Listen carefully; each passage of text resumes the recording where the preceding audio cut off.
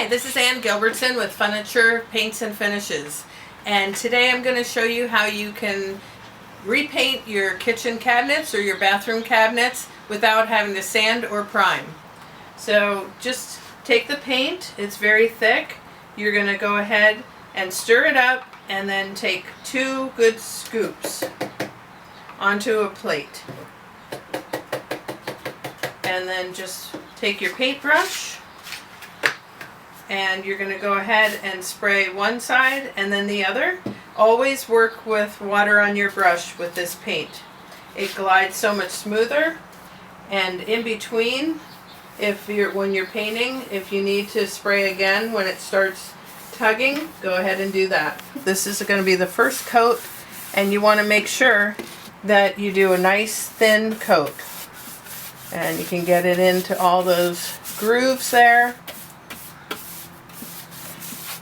And this color that I'm working with is called Sandpiper, and it's a gray that is very popular for kitchen cabinets now.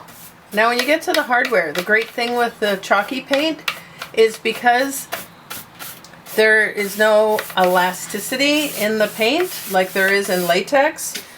This will stay on here. Even as I open and close this hinge back and forth, over time, it's not going to break off like it would if I were using latex paint. So I'm starting to feel that my paint is pulling a little bit, and so I'm just going to go ahead and reapply the water.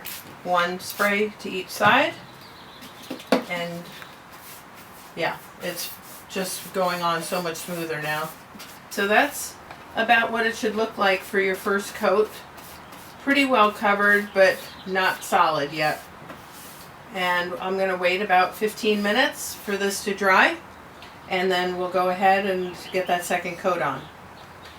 Okay, so I've completed the second coat of the chalky paint on this cabinet door, and now I'm going to go ahead and show you how you can distress it to make it just a little bit more rough around the edges looking.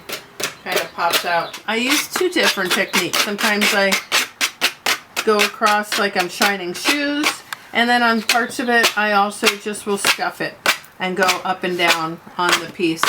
If it ever happens that, like here where I just hit this a little bit too close to the edge because I didn't raise it, I didn't hold it, and I got this.